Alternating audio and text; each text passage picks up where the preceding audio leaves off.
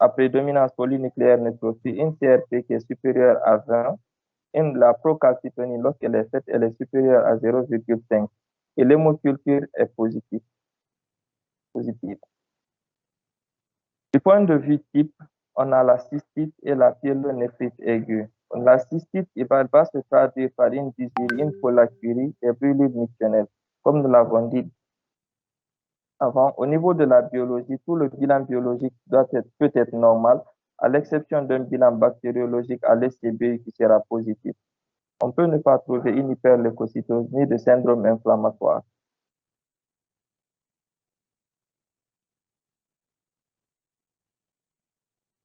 Dans le chapitre diagnostic, le diagnostic positif au niveau de la clinique, comme nous l'avons dit tantôt, ça peut être des signes typiques ou atypiques. Au niveau de la paraclinique, la bandette urinaire est la première approche diagnostique de l'infection urinaire. Donc, l'ECBU viendra confirmer et par le biais de l'ECBU, après confirmation, on peut avoir un antibiogramme pour réadapter ou bien pour continuer notre antibiothérapie probabiliste. L'échographie abdominale va rechercher va faire une recherche étiologique et une indication de cystographie rétrograde. Donc, la cystographie rétrograde va confirmer ou infirmer un diagnostic de reflux vésico-urétral pour mettre en évidence un obstacle sous-vésical.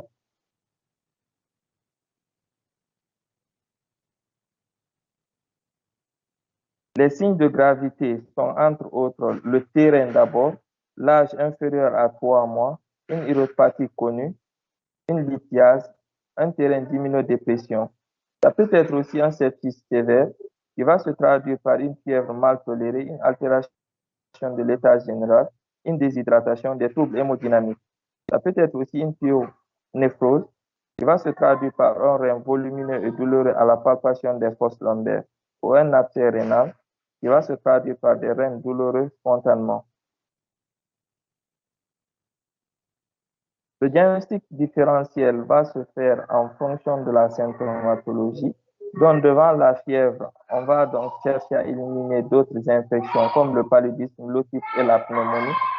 Devant la douleur abdominale et les troubles digestifs, nous allons chercher à éliminer une appendicite, une gastroentérite aiguë et des règles douloureuses chez l'adolescent. Devant le gros rein, nous allons faire le diagnostic différentiel avec les tumeurs rénales, une hydronéphrose, un rein polykystique. Le diagnostic étiologique, vu qu'on parle d'une infection, il faut savoir que nous avons des germes, des entérobactéries, les cocci-gram positifs et le candida albicans. Mais le plus souvent, à 90 à 95%, les dominés par les Escherichia coli, le Klebsiella pneumoniae et le Porphyris mirabilis. Donc après, les autres gènes peuvent venir.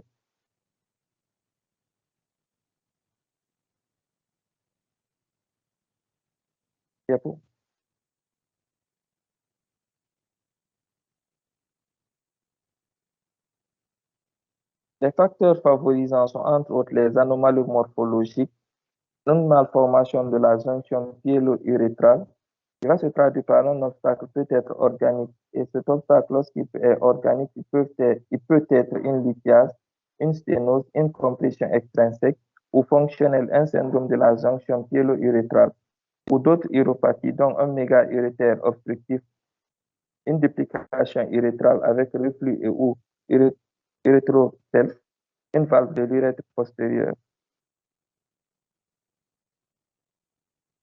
Toujours les facteurs favorisants du point de vue anomalie morphologique, plus rarement il peut s'agir d'une polykystose rénale dominante ou récessive, une lithiase rénale, une vessie neurologique. Donc, parlant du reflux vésico-urétral primitif, il faut savoir que c'est l'uropathie la plus fréquente de l'enfant, dont 20 à 50% des infections urinaires.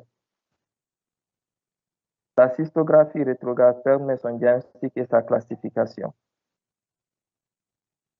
Pour la classification, le stade 1, on a le reflux vésico-urétral n'atteint pas le bassinet. Le stade 2, il atteint le bassinet et les calices sans dilatation.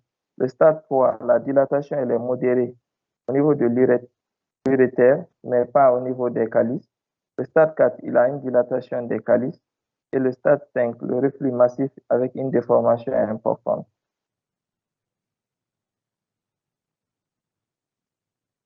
Dans le diagnostic traitement, du point de vue traitement curatif, les principes et buts du traitement sont entre autres stériliser les urines et le parenchyme rénal, éviter la dissémination bactérienne, surtout chez le nouveau-né et le nourrisson, prévenir les cicatrices rénales définitives dont le risque est d'entraîner ultérieurement une hypertension artérielle ou une insuffisance rénale chronique, éviter les rechutes et les récidives, c'est-à-dire traiter les facteurs favorisants et les facteurs aggravants de l'infection urinaire.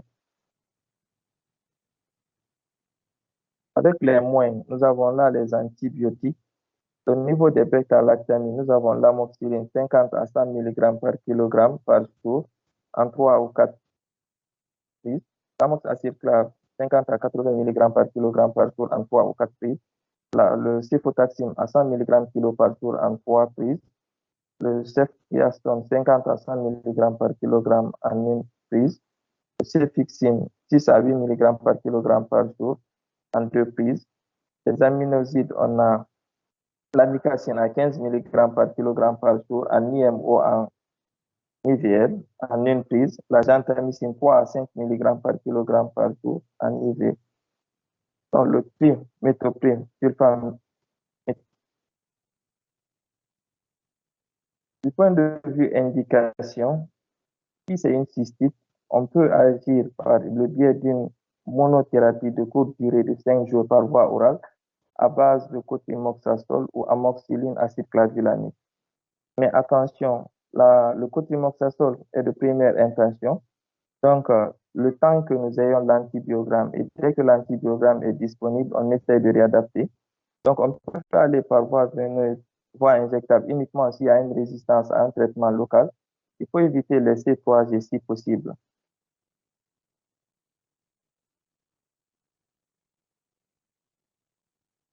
Devant une pyélonéphrite aiguë, il faut savoir que c'est une urgence thérapeutique.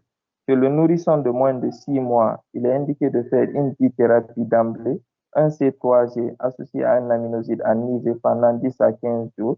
Au-delà de l'âge de 6 mois, une monothérapie ou une bithérapie en IV pendant 48 ou à 72 heures en fonction du terrain sous-jacent.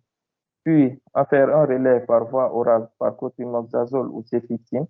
La durée totale du traitement est de 10 à 14 jours. En cas de facteur de risque, donc la voie veineuse durant toute la durée. Maintenant, les facteurs de risque, dont les enfants, par exemple, de moins de 3 mois ou un sepsis sévère ou un terrain d'immunodépression.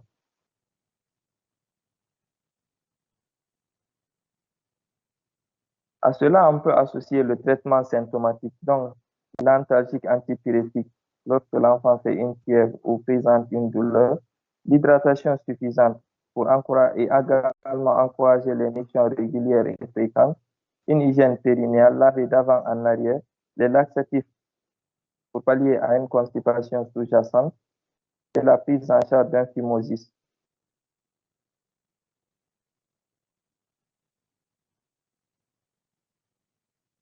Toujours maintenant, pour le traitement étiologique, s'il est avéré, il faut également penser à la prise en charge adéquate de l'étiologie.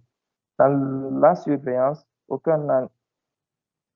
l'ECBI de contrôle n'est pas systématique, à moins qu'il soit devant un cas d'évolution défavorable ou une persistance de la fièvre. Dans le traitement préventif, l'antibioprophylaxie est conseillée dans les reflux vésico-urétral de haut grade ou d'uropathie en attente d'une chirurgie.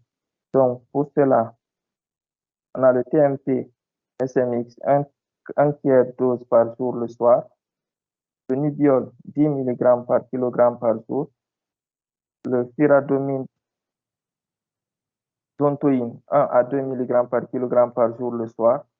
Donc, il faut également suffisamment s'assurer de la stérilité des urines, d'un traitement adapté en fonction de l'antibiogramme.